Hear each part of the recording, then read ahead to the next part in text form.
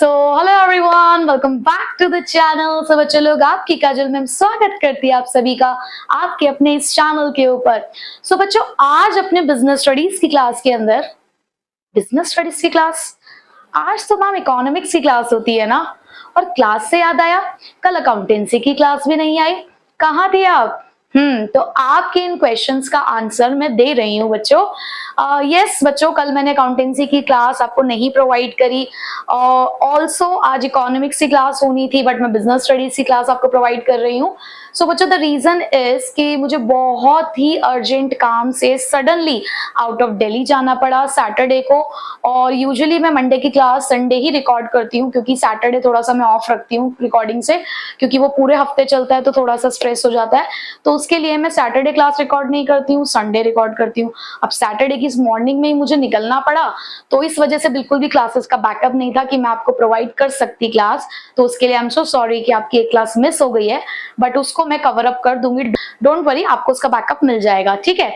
और रही बात की आज बिजनेस स्टडीज की क्लास क्यों मिल रही है, क्योंकि आज मंडे है, मैं उसकी रिकॉर्डिंग कर रही हूँ। आपको क्लास मिलने वाली है ट्यूसडे को, आप उसे ट्यूसडे को देखेंगे।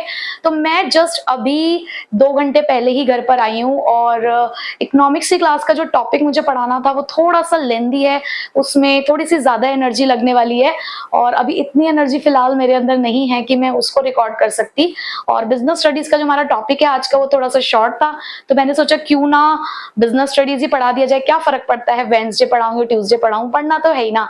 और जैसे मैं आप लोगों को कहती हूँ that something is better than nothing, तो क्लास ऑफ होती उससे बेटर ये था। चलो कोई बात नहीं, हम सब्जेक्ट के लिए डेज चेंज कर लेते हैं, ठीक है बच्चे। सो कल आप लोगों को इकोनॉमिक्स की क्लास मिल जाएगी, और अकाउंटेंसी क्लास की भी आप चिंता मत करिए, वो चीज मैं भी आपकी कवर अप करा दूंगी, ठीक है बच्चे, वो जिम्मेदारी मेरी है। तो चलिए आज की क्लास को स्टार्ट करते हैं, जिसमें आज हम पढ़ने वाले हैं बिजनेस स्टडीज के अंदर अपने स्टाफिंग चैप्टर के अंदर एस्पेक्ट ऑफ स्टाफिंग को। सो फटाफट से बिजनेस स्टडीज का रजिस्टर और पेन और बुक ले आइए, फिर हम स्टार्ट करते हैं आज की क्लास। ये जो आपका चैप्टर है स्टाफिंग, इसके अंदर अब तक हम लोगों ने meaning of staffing cover up किया, हमने इंपॉर्टेंस ऑफ स्टाफिंग पढ़ा, हमने स्टाफिंग का इवोल्यूशन पढ़ा, और जस्ट लास्ट क्लास में हमने एक बहुत इंपॉर्टेंट प्रोसेस स्टाफिंग प्रोसेस पढ़ी। तो वहां पर हमने जितने भी पॉइंट्स पढ़े, उसने हमें ये बताया कि एक्चुअल में स्टाफिंग के अंदर क्या क्या किया जाता है। तो आज हम उसी के 3 एस्पेक्ट्स के बारे में पढ़ने वाले हैं, which is known as recruitment, selection and training. और ये पूरा चैप्टर इन तीनों एस्पेक्ट्स के अराउंड रिवॉल्व करेगा, मतलब इस पूरे चैप्टर के अंदर हम इन्हीं 3 टॉपिक्स के बारे में स्टडी करेंगे। सो आज हम स्टार्ट करने वाले हैं रिक्रूटमेंट के साथ। और रिक्रूटमेंट के बारे में हम ऑलरेडी जानते हैं कि रिक्रूटमेंट क्या होता है, तो मैं आपको थोड़ा सा रिकॉल करा देती हूँ। रिक्रूटमेंट का मतलब होता है एक ऐसी प्रोसेस जहां पर हम कैंडिडेट्स को इनवाइट कर रहे हैं, बेसिकली लोगों को इंफॉर्मेशन दे रहे हैं कि हमारे यहाँ पर कुछ जॉब पोजीशंस वेकेंट है, अगर आप अपने आप को सुटेबल कैंडिडेट कंसिडर करते हो तो आप हमारे यहाँ पर अप्लाई कर सकते हो। तो अब ये इन्विटेशन किस तरीके से जाता है, ये इन्विटेशन किस किस को जाता है, यू कैन से, याद है मैंने लास्ट क्लास में आपको एग्जाम्पल दिया था कि एक माता जी हैं, उनके 3 सुपुत्र हैं। अब तीनों सुपुत्रों को क्या करना है, उनको हाथ पीले करना है। तो हाथ पीले करने के लिए 2 रास्ते हैं उनके पास, या तो अपनी जान पहचान में से ही वो ढूंढ रही हैं अपनी बहू, या फिर उन्होंने सहारा लिया कुछ मैट्रिमोनियल वेबसाइट्स का, जहां पे जाके प्रोफाइल बना के और वहां से वो अपनी बहू को ढूंढ रहे हैं। तो चॉइसेस कहाँ ज्यादा मिलेंगी, एक्सटर्नल में, है ना। बट यहाँ पर अगर हम चाहते हैं कि नहीं यार अपने घर में अगर कोई बहू आ रही है तो जान पहचान से आएगी तो सही रहेगा, तो फिर हम इंटरनली ये काम करते हैं। तो ऑर्गेनाइजेशन में भी कुछ ऐसा ही होता है कि यहाँ पर भी रिक्रूटमेंट के आपके पास है 2 रास्ते, एक है इंटरनल सोर्स और दूसरा है एक्सटर्नल सोर्स। अब इनका नाम ही इनका काम बता रहा है ना। मैंने तुम्हें कहा ना, बिजनेस स्टडीज तो तुम्हारी मोहब्बत बन जानी चाहिए। क्यों? क्योंकि ये तुम्हें खुद ही सब कुछ बता देती है कि यार देखो मैं ये हूं, लिख दो मेरे ऊपर एक ऐसे, अब है ना। सो इंटरनल सोर्सेस क्या कहते हैं कि जहां पर आप वैकेंसीज को फिल कर रहे हो इंटरनली, मींस कि आपके ऑर्गेनाइजेशन के अंदर ही हैं कुछ बेशुमार हीरे, जिनको आप या तो हायर पोजीशन पे शिफ्ट करके या फिर कहीं और ट्रांसफर करके आप अपनी उन वैकेंट पोजीशंस को फिल अप कर सकते हैं। बट एक्सटर्नल सोर्सेस का मतलब है एक नई ढूंढ, कि जहां पर आप बिल्कुल नए लोगों के साथ डील करने वाले हैं, बट हाँ कहीं ना कहीं फ्रेश टैलेंट आने का चांसेस है, अपडेटेड स्किल्स के साथ लोगों के आने के चांसेस हैं। तो यहाँ पर आप इनवाइट करते हो ऑर्गेनाइजेशन से बाहर से, आप हमारे यहाँ पर आकर जॉब पोजीशंस फिल कर सकते हो, ठीक है बच्चे। सो आज हम जो पढ़ेंगे, हम पढ़ेंगे इंटरनल सोर्सेस के बारे में, ठीक है। सो इंटरनल सोर्सेस के लिए है हमारे पास टीपी। और यू कैन से पीटी, आप जैसे भी याद रखना चाहे, TP PT. Okay, so T का मतलब है ट्रांसफर और पी का मतलब है प्रमोशन। ये दो इंटरनल सोर्सेज है हमारे पास जिससे आप इंटरनली ही अपने यहाँ की वेकेंट पोजीशंस को फिलअप कर सकते हो। कैसे? सबसे पहले मैं बात करती हूँ ट्रांसफर की। ट्रांसफर का मतलब क्या होता है? हिंदी में क्या बोलते हैं ट्रांसफर को? तबादला। तबादला मीन्स कि एक जगह से दूसरी जगह पर आपको शिफ्ट किया जा रहा है। अब ये शिफ्टिंग एक डिपार्टमेंट से दूसरे डिपार्टमेंट में भी हो सकती है, एक जॉब से दूसरी जॉब में भी हो सकती है, एक शिफ्ट से दूसरी शिफ्ट में भी हो सकती है। जैसे कि कुछ फैक्ट्रीज होती हैं, वो शिफ्ट्स में काम करती है, मॉर्निंग शिफ्ट, इवनिंग शिफ्ट। तो इस तरीके से आपकी शिफ्ट्स में भी क्या हो सकता है? ट्रांसफर किया जा सकता है। तो transfer is just the shifting of an employ from one shift to another, from one job to another और from one department to another department. But जब आप शिफ्टिंग करते हो यहाँ पर इस तरीके से, यहाँ पे माना जाता है कि कोई भी चेंज नहीं आ रहा है आपकी रिस्पॉन्सिबिलिटी में, आपके स्टेटस में। पे जो है वो चेंज हो भी सकती है और नहीं भी चेंज हो सकती है, बट हाँ, आपकी रिस्पॉन्सिबिलिटी और आपके स्टेटस में किसी भी तरीके का चेंज नहीं आता है यहाँ पर। और अगर आता भी है तो वो बहुत ज्यादा चेंज नहीं आता। उसका एक रीजन है, because it is the horizontal movement of an employee. Horizontal का मतलब क्या होता है बच्चे? ऐसे। ऐसे मीन्स कि सेम लेवल पे ही आपका ट्रांसफर हो रहा है, सेम लेवल की शिफ्टिंग चल रही है। क्यों? क्योंकि यहाँ पर हम कह रहे हैं ना, एक डिपार्टमेंट से अनदर डिपार्टमेंट में। डिपार्टमेंट्स तो मिडिल लेवल पर आते हैं, तो दैट मीन्स कि आप सेम ही लेवल पर शिफ्टिंग करते हो। और जब सेम लेवल पे शिफ्टिंग हो रही है तो स्टेटस और रिस्पॉन्सिबिलिटी चेंज नहीं होती है। अब इसको माना जाता है द गुड सोर्स। किस लिए गुड सोर्स? क्योंकि कई बार क्या होता है कि हमारे पास अलग अलग डिपार्टमेंट्स होते हैं। अब अलग अलग डिपार्टमेंट्स की वजह से क्या होता है कि कोई ऐसा डिपार्टमेंट है जहां पर जरूरत से ज्यादा लोग काम कर रहे हैं और एक ऐसा डिपार्टमेंट है जहां पर लोगों की कमी है। तो ऐसे में हम क्या कर सकते हैं, जो ओवर स्टाफ डिपार्टमेंट है वहां से लोगों को ट्रांसफर कर सकते हैं अंडर स्टाफ डिपार्टमेंट्स में। तो किससे क्या होता है? देखो, खर्चा भी नहीं हुआ, हमें बिल्कुल भी बाहर से लोगों को इन्वाइट नहीं करना पड़ा, एक्स्ट्रा कॉस्ट भी नहीं लगी, क्योंकि एक जगह पे काम कर रहे थे वही लोग अब दूसरी जगह पे काम कर रहे हैं, तो पैसे वैसे में भी कोई चेंज नहीं आने वाला। तो ऐसे में ये ट्रांसफर जो है वो अच्छा सोर्स माना जाता है। उसके बाद it is also used as a tool of training. कई बार क्या होता है ना कि हमें लोगों को जैसे प्रमोट करना है, तो प्रमोट करने से पहले हम उनका ट्रांसफर करते हैं। क्यों? क्योंकि सपोज करो कि हमें उनको हायर लेवल पे शिफ्ट करना है, मतलब उनका प्रमोशन करना है। अब जब प्रमोशन करके हमने उनको मैनेजर बनाना है, तो एक मैनेजर को ना अपने अंडर जितने भी काम किए जा रहे हैं उसके बारे में पूरा ज्ञान होना चाहिए, तभी तो वो बाकियों से काम करा पाएगा। तो हम उसको अलग अलग जॉब पे शिफ्ट कर करके उसकी ट्रेनिंग करा देते हैं। तो ट्रांसफर एक टूल ऑफ ट्रेनिंग की तरह भी इस्तेमाल किया जाता है। ठीक है बच्चे? उसके बाद देखो, कई बार क्या होता है ना कि कोई एक वर्कर किसी पर्टिकुलर डिपार्टमेंट में किसी पर्टिकुलर शिफ्ट में कंफर्टेबल नहीं होता, बट हम देख रहे हैं कि उसका पोटेंशियल बहुत अच्छा है। ऐसा नहीं है कि वो लेजी है इस वजह से उसका रिजल्ट नहीं आ पा रहा है, उसकी परफॉर्मेंस अच्छी नहीं हो पा रही है, कुछ गड़बड़ है, उसको जो इन्वायरमेंट है वो सही नहीं मिल रहा है, वो कंफर्टेबली वहां काम नहीं कर पा रहा है। तो हम क्या करते हैं, उसका ट्रांसफर कर देते हैं। अब ऐसे में क्या है कि देखो, हमने उसको निकाला नहीं, हमने ट्रांसफर करके उसकी प्रॉब्लम को सॉल्व कर दिया। तो ट्रांसफर कई बार टर्मिनेशंस को अवॉइड कर देता है और वर्कर्स की जो प्रॉब्लम्स हैं या जो ग्रीवियंसेस हैं उनको भी सॉर्ट आउट करने में हेल्प करता है। ठीक है?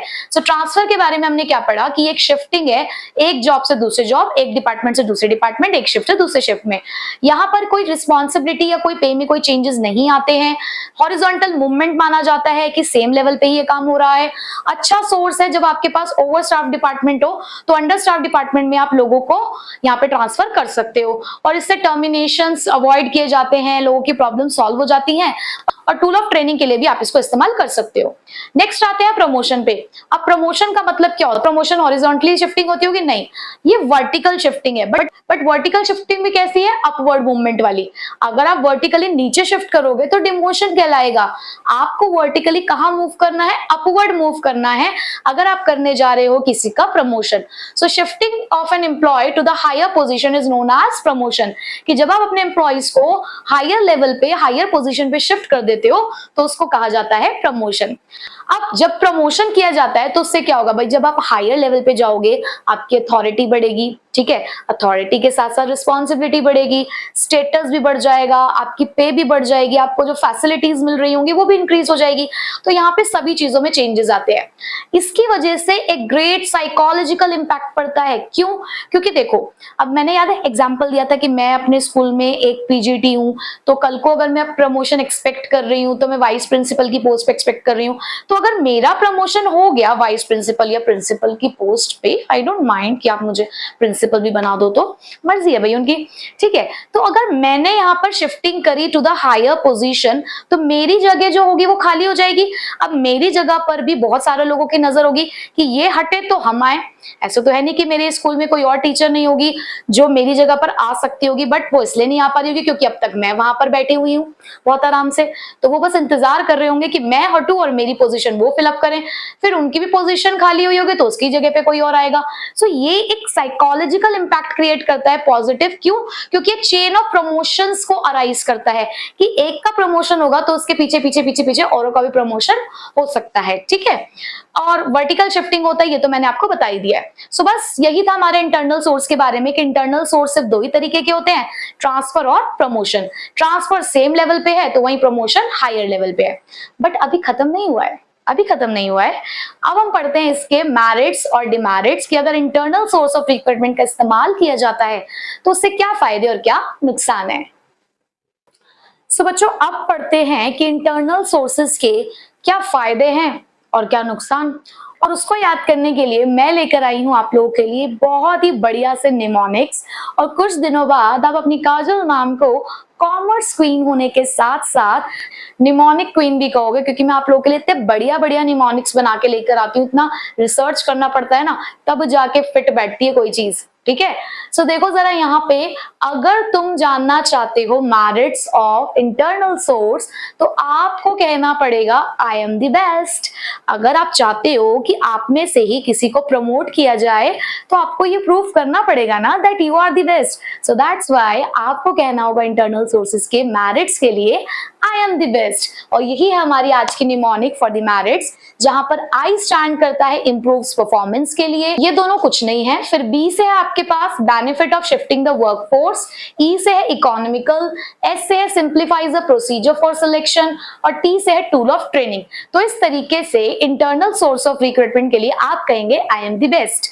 सो बच्चे, अगर आप इंटरनल सोर्स ऑफ रिक्रूटमेंट का इस्तेमाल करते हैं, विच मीन्स कि अगर हमारे एम्प्लॉइज को पता है कि परफॉर्मेंस बेस्ड प्रमोशंस होंगे, तो ऐसे में हर एक एम्प्लॉय कोशिश करेगा कि वो अपनी परफॉर्मेंस को इंक्रीज कर सके, क्योंकि जब उसे दिख रहा है कि किस पैरामीटर से उसकी परफॉर्मेंस को मेजर किया जाएगा। क्योंकि देखो, जब हमारे एम्प्लॉइज को ये पता होगा कि अगर हम अच्छा परफॉर्म करेंगे तो डेफिनेटली हम में से ही किसी को प्रमोट किया जाएगा, तो यहाँ पर वो क्या करेंगे, बेटर परफॉर्म करने की कोशिश करेंगे। तो इसलिए इंटरनल सोर्स इंप्रूव करता है परफॉर्मेंस को। Second, benefit of shifting the workforce.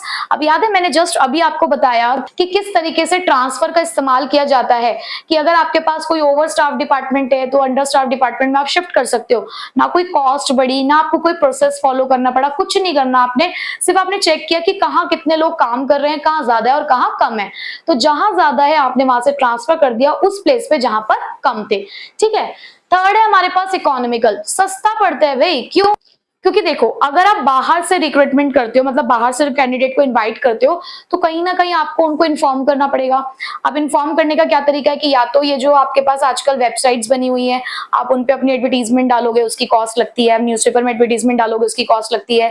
तो आपको कोई ना कोई सोर्स तो इस्तेमाल करना पड़ेगा ना। आप एम्प्लॉयमेंट एक्सचेंजेस पे जाओगे, प्लेसमेंट एजेंसीज के पास जाओगे, सब लोग अपनी अपनी फीस चार्ज करते हैं हर तरीके से, मतलब आपको कहीं ना कहीं पैसा खर्च करना पड़ेगा। और पैसा ही नहीं, आपका टाइम भी जाएगा, है ना। और जब तक आप एक नए बंदे को सिलेक्ट नहीं कर लोगे, अगर आपकी वो पोजीशन वेकेंट है तो वो खाली रहेगी, तो उसकी प्रोडक्टिविटी अफेक्ट होगी। तो इसीलिए अगर आप इंटरनली इस चीज को फिल कर लेते हो तो आपको ये सस्ता पड़ता है। It simplifies the procedure for selection. अभी ना बच्चे, रिक्रूटमेंट के बाद हम सिलेक्शन को पढ़ने वाले हैं, और सिलेक्शन की भी अपने आप में एक प्रोसेस है। जैसे आपने भी स्टाफिंग की प्रोसेस पढ़ी ना, ऐसे ही आपको एक सिलेक्शन की भी प्रोसेस पढ़नी है।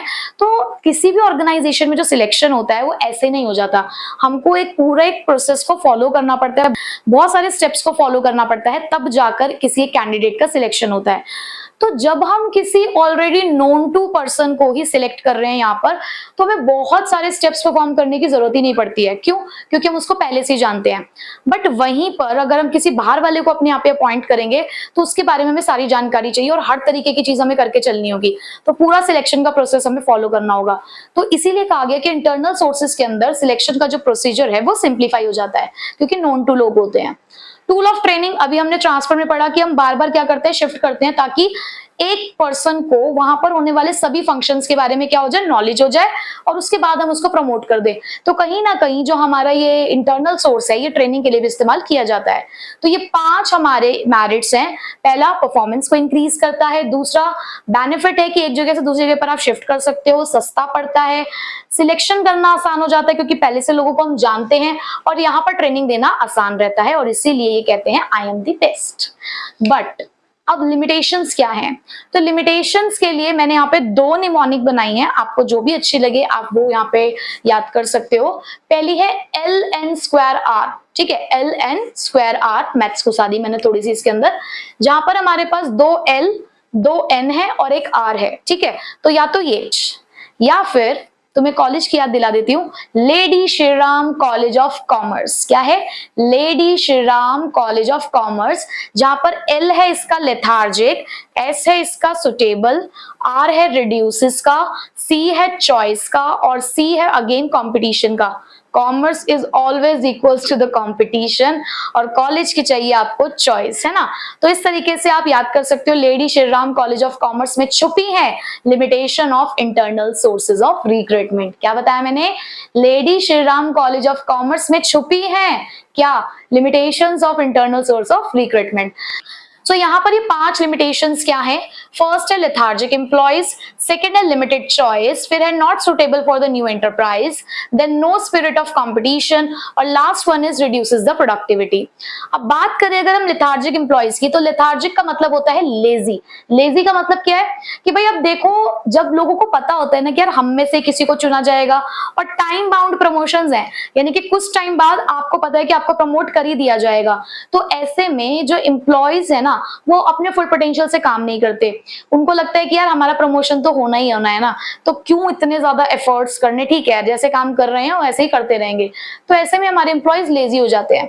तो प्रमोशन हमेशा परफॉर्मेंस बेस्ड होने चाहिए, टाइम बेस्ड नहीं होने चाहिए कि आपको इतने साल हो गए यहाँ काम करते करते, आप भी डिजर्व करते हो ये कुर्सी। अरे ये तो देखो वो काम कितना करता है, अगर वो लेजी होकर काम कर रहा है तो आपके ऑर्गेनाइजेशन का डेवलपमेंट कैसे करेगा जब वो खुद ही आलसी है। तो ऐसे में आपको किन लोगों को प्रमोट करना चाहिए? जिनके अंदर एनर्जी है, जो पूरे डेडिकेशन के साथ आपके ऑर्गेनाइजेशन के लिए काम कर सकते हो। सेकेंड है लिमिटेड चॉइस। बट हाँ यार देखो, लिमिटेड चॉइस है, आप बाहर वालों को इनवाइट करोगे तो आपको बहुत सारी चॉइसेस मिलेंगी, और हो सकता है हमसे बहुत अच्छे लोग भी मिल जाएं, लेकिन इंटरनली आपको वो चॉइस लिमिटेड मिलेगी। आपको कुछ ही लोग होंगे जिसमें से आपको किसी को सिलेक्ट करना ही पड़ेगा, ठीक है।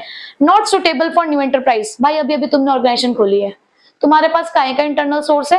तुम तो अभी भर रहे हो अपने यहाँ पे लोगों को, तो एक नया एंटरप्राइज तो इंटरनल सोर्स यूज ही नहीं कर सकता, मतलब उसके लिए तो एग्जिस्ट ही नहीं करता है। No spirit of competition. जब पता है ना कि हम में से ही कोई चुना जाएगा, यार हम सबको एक दूसरे के बारे में पता होता है। तुम एक क्लास में जब पढ़ते हो तो तुम्हें पता होता है ना कि एक ग्रुप है तुम्हारा, तुम्हें पता है कि अच्छा इसके 10 नंबर आ जाएंगे, इसके 12 आ जाएंगे, इसके 7 आएंगे, इसके 8 आएंगे, तुम्हें पता है तुम्हारा कॉम्पिटिशन किससे है।